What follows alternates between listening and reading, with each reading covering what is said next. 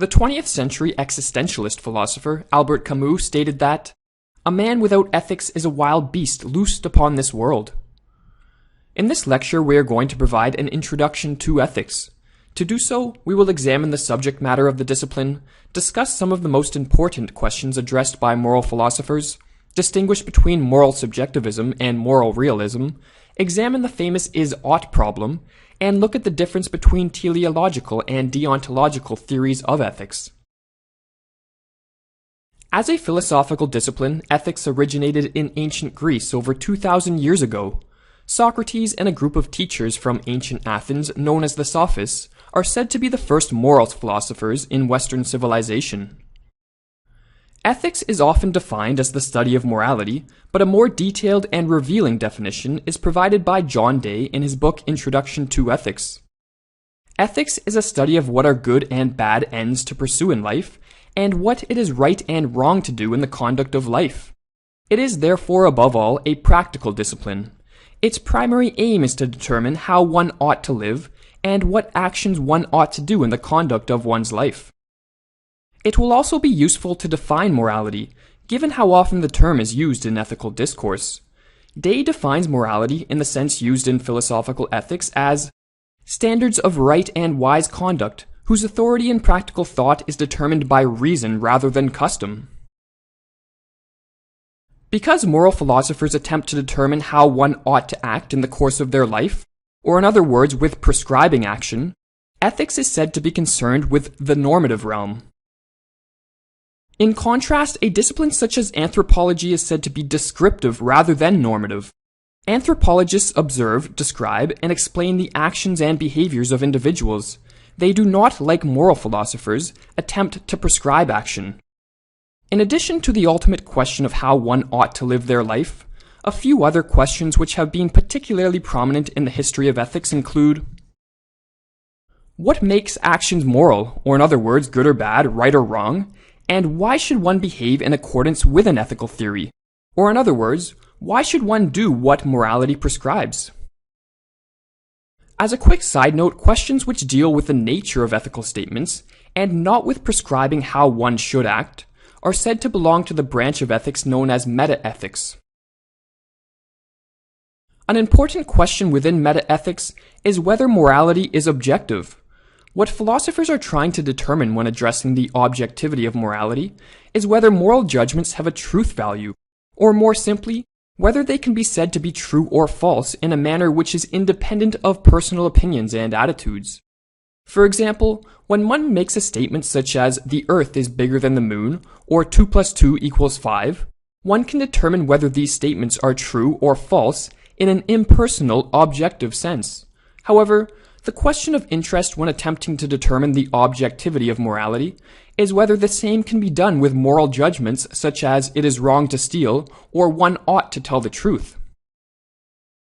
Those who deny that moral judgments can be true or false in the sense we just specified adhere to the position called moral or ethical subjectivism.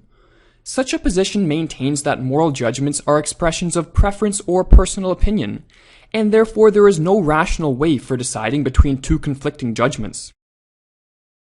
Those who believe, on the other hand, that moral judgments can be true or false, and are made so by objective features of the world, are called moral realists or moral objectivists.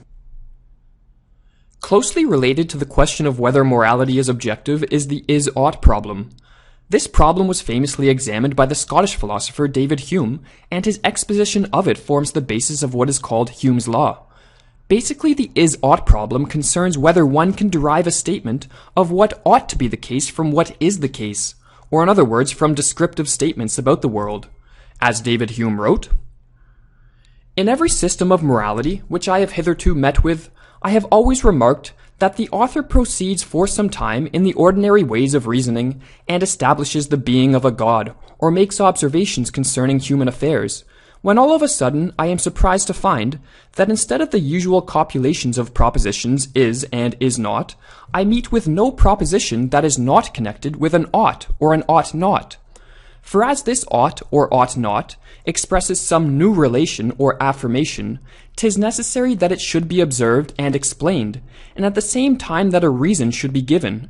For what seems altogether inconceivable, how this new relation can be a deduction from others, which are entirely different from it.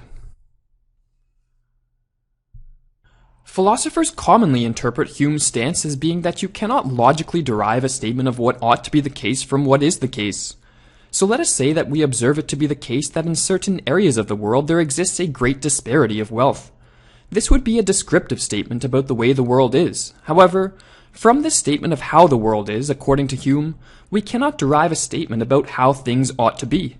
So from the descriptive statement about wealth inequality, we cannot derive the normative statement that we ought to equalize wealth through redistribution, nor the normative statement that we ought to abstain from redistributing wealth.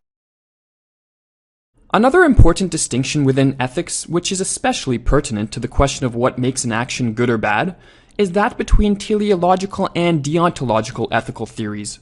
Robert Almader, in his work Human Happiness and Morality, A Brief Introduction to Ethics, nicely distinguishes between the two by saying, the first kind of theory asserts that the morality or the immorality of an act, and hence the rightness or wrongness of an act, is a function solely of the consequences of the act, and the natural tendency of those consequences to produce pleasure or pain, or goodness or happiness, in some degree and in some way.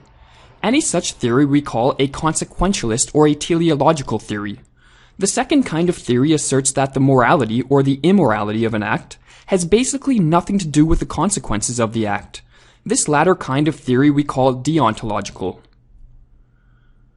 With a teleological theory of ethics, an end is selected as the ultimate or highest good in life, and actions are then evaluated as moral or immoral, depending on whether they help or hinder one in achieving that end. Teleological theories of ethics include egoism, which identifies the ultimate end as happiness or pleasure, eudaimonism, which identifies the ultimate end as well-being, and utilitarianism, which identifies the ultimate end as the general good or welfare of humankind. Plato, Aristotle, and Epicurus, whose ethical theories are some of the oldest we have record of, all put forth teleological theories.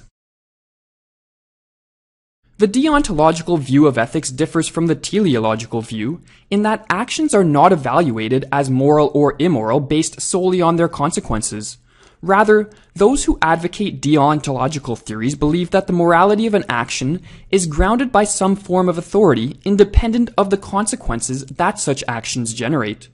Accordingly, on deontological accounts, people must obey the actions prescribed by morality, not because of the consequences that will follow from such actions, but rather because they are duty-bound to do so.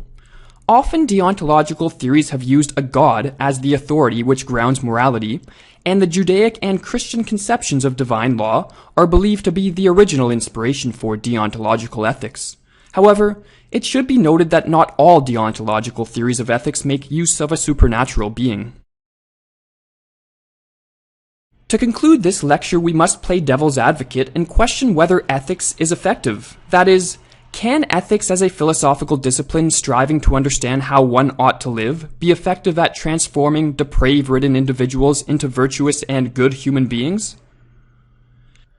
There have been numerous philosophers throughout history who have been skeptical that it can.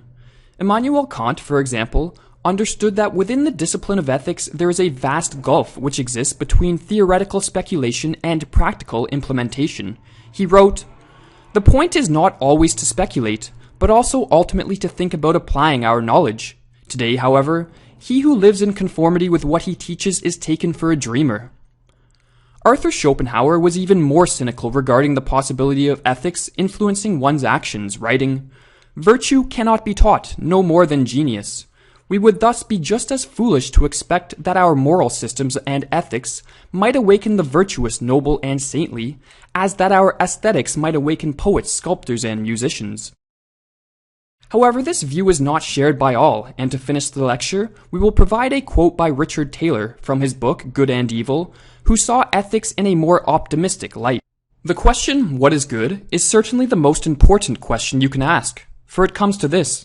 Each of us has one life to live, and that life can be, as it commonly is, wasted in the pursuit of specious goals, things that turn out to be worthless the moment they are possessed, or it can be made a deliberate and thoughtful art, wherein what was sought and, let us hope, in some measure gained, was something all the while worth striving for. Or we can put it this way: there will come a day for each of us to die, and on that day, if we have failed, we shall have failed irrevocably.